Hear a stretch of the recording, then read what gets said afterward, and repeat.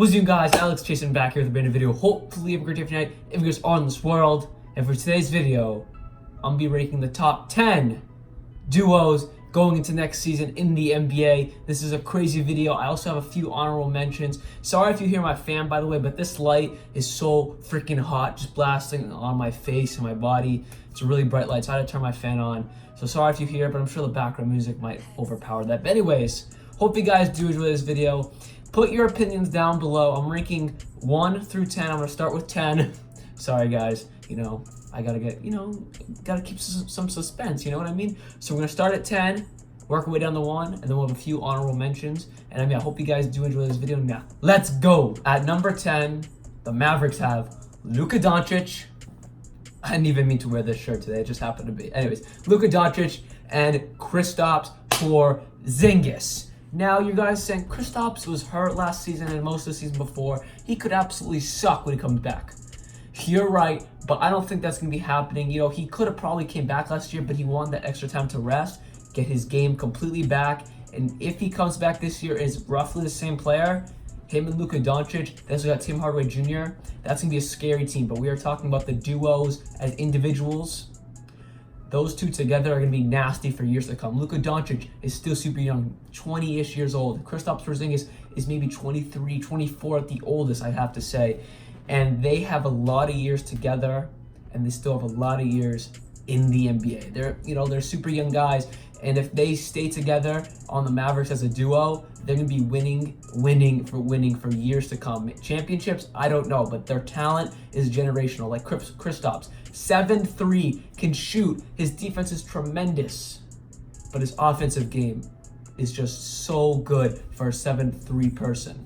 He can drive. He can handle the ball pretty decently. Yes, he did tear his ACL when trying to drive. It was either a defense, but he was trying to do some athletic playing. Yes, he did tear his ACL from that. So I don't know if his athleticism is going to be knocked from that injury, but if it's not, his athleticism is nutty for a 7'3" center power forward in this league. And him and Luka is just an absolute scorer. Scored 20 points a game as a rookie last year. The sky's the limit for Luka. He's going to get even better. Same for Kristaps. Hopefully him and Luka have tremendous success for years to come. And hopefully Kristaps comes back and does not get injured anymore. Knock on wood. At number 9, the Denver Nuggets have Nikola Jokic and Jamal Murray. Now you're probably saying, Jamal Murray is really not that good. Well, you're absolutely wrong. The man is an absolute beast. Last year, he showed he's a starting caliber point guard. And in the playoffs this year, he absolutely tremendously secured that he's a starting point guard in this league. He absolutely destroyed the playoffs. Him and Jokic are a fantastic duo. Jokic, top 3 center in this league. He can shoot. He can drive. His passing is one of the best ever we've seen for a center of all time. I've never seen a better passing center. He's taking the league and he's really embracing how the league is forming differently with his shooting capability and his passing. He's like a 7-foot point guard if you really wanted to put it that way. And then Jamal Murray, the scorer, also a pretty solid facilitator. But his defense, his perimeter defense is that. He's such a good perimeter defender. He can shoot, he can drive. That package right there of Jamal Murray and Nikola Jokic is a fantastic duo. The only weakness I'd have to say for Jokic is his defense. It needs a little bit of work. He's a little heavy, so maybe if he leaned a little bit and put a little more muscle on, he's going to be an even better NBA center. He'll be able to body people more, which he still does now because he's a pretty hefty guy. But if he just got some more lean muscle mass and just, really had a little bit of a cutting diet and then a bulking with muscle, maybe next offseason, because this offseason coming to a close. Maybe he's doing it right now, I don't know. But if he did that, he'd be one of the better defenders in this league because then he'd be able to compete more with the more athletic guys in the NBA. At number 8, the 76ers have Joel Embiid and Ben Simmons. You're probably saying, how are they this low on the list? It's Ben Simmons' fault, honestly. Ben Simmons I put them this low not because of Joel Embiid. Joel Embiid has a full surrounding game that is absolutely fantastic. Personally, I think he's the best center when healthy in the NBA. Now we go to Ben Simmons.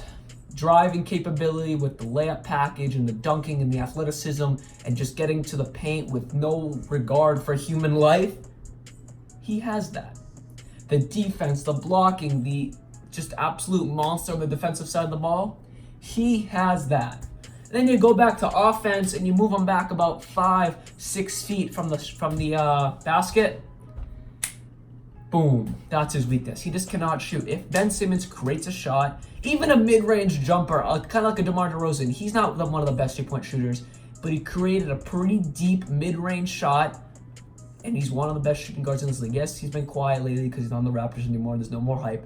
But if you put him down and you look at the list of shooting guards, top 10 shooting guard, top 8 shooting guard in this small forward shooting guard, whatever you want to call it, in this league.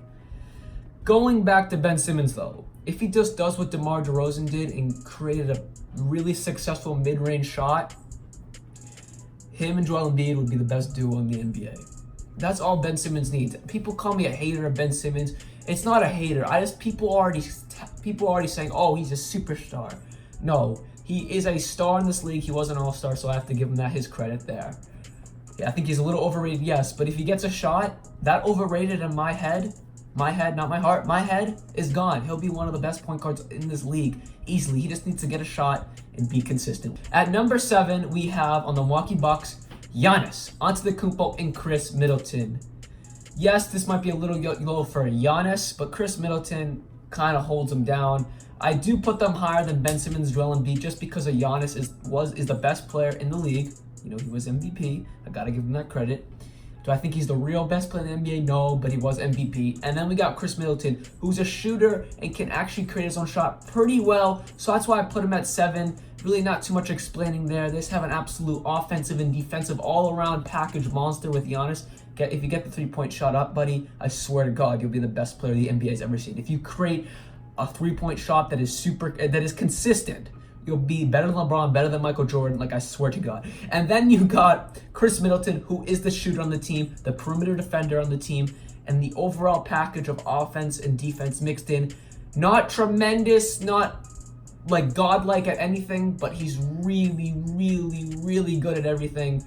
And that's why I have him at number 7, Giannis and Chris Middleton on the Milwaukee Bucks. At number 6, on the Blazers, we have Damian Lillard, Dame Dollar, and CJ McCollum. This is one of my favorite duos in the NBA. The thing is, they're never going to find success in the NBA. It's just, I'm not sure why it hasn't happened. It's just at this point, with all these duos, fantastic duos that are better than them, they're just not going to find success championship-wise, I think, ever in the NBA. But I'm not talking about that. I'm talking about duos. Those guys are absolutely monsters. Damian Lillard, MVP candidate in my eyes every single season, honestly. The man's a monster. You know, that shot in the playoffs against Oklahoma to win the series, like, absolutely disgusting. Like, man's a monster. Averages over 20 points a game almost every single year of his career. I don't know about his rookie year.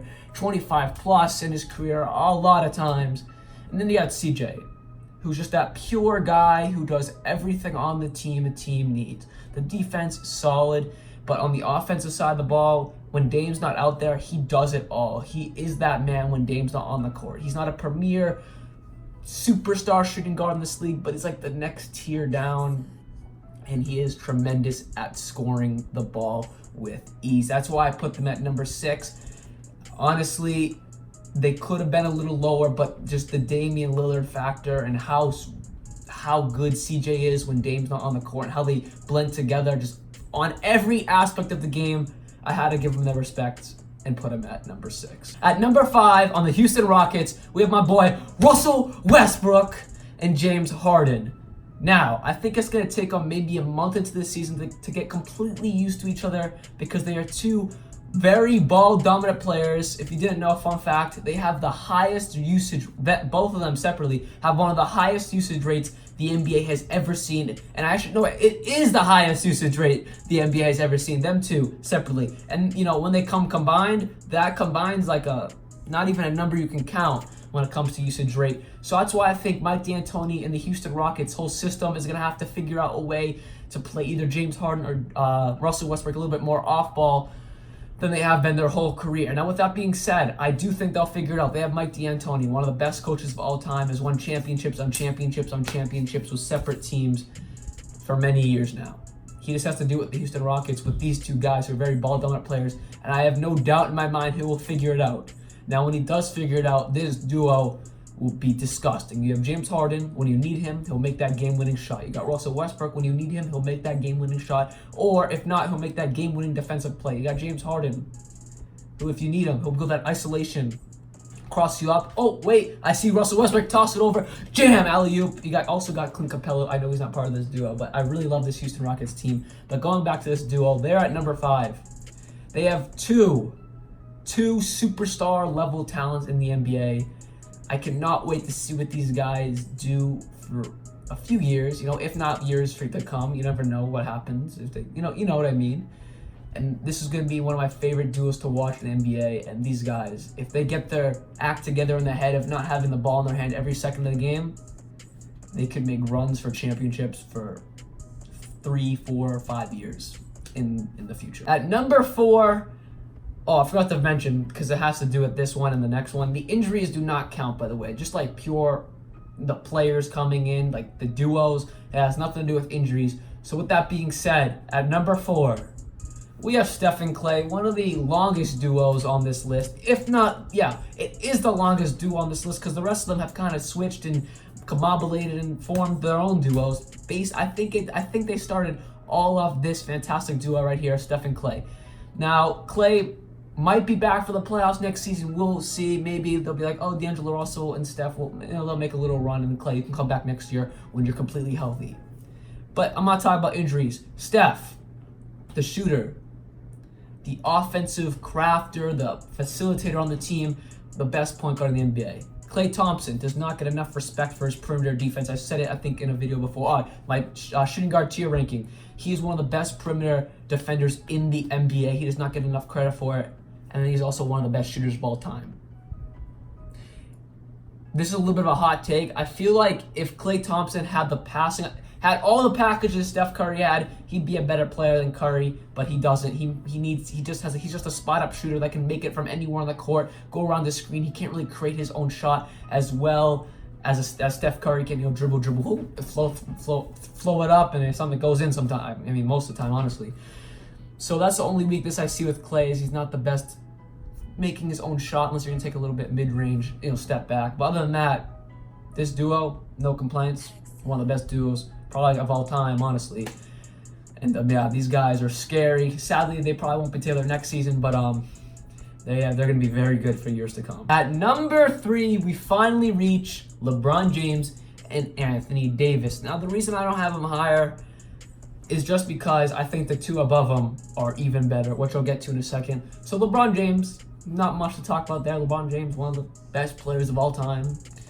And then you got AD, one of the best players in the league right now. Personally, I think they should go the route of AD doing more of the scoring and LeBron just more of the... I mean, obviously LeBron's going to score 20-plus points. I'm talking about like when it comes down to like playing the most, I feel like it should go to AD to save all that energy up for LeBron going into the playoffs. But with that being said, this duo, I'm not talking about their team. Their team worries me, but their duo, just themselves, the only thing they're missing is a consistent three-point shot. That's why I have them at 3, honestly. And that consistency of the three-point shot is really, really important to me when it comes to, especially when I came with this list. I need that consistency.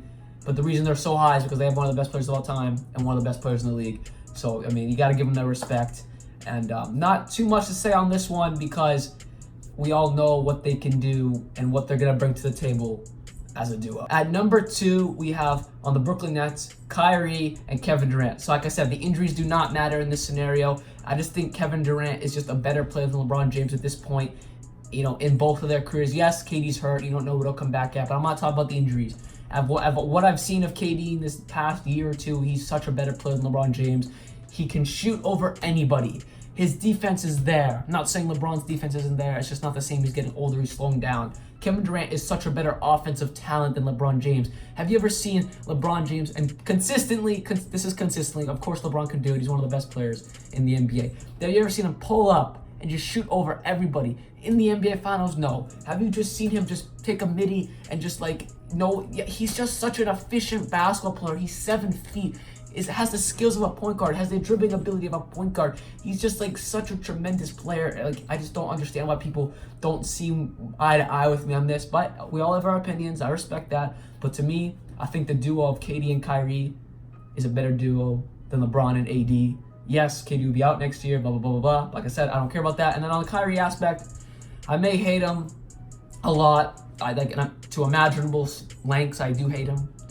But I gotta give him the respect where he's due. He is one of the best point guards in this league. He can facilitate. Not much of a leader, but Kevin Durant has the leader aspect of that side. I think that's why they'll blend really well.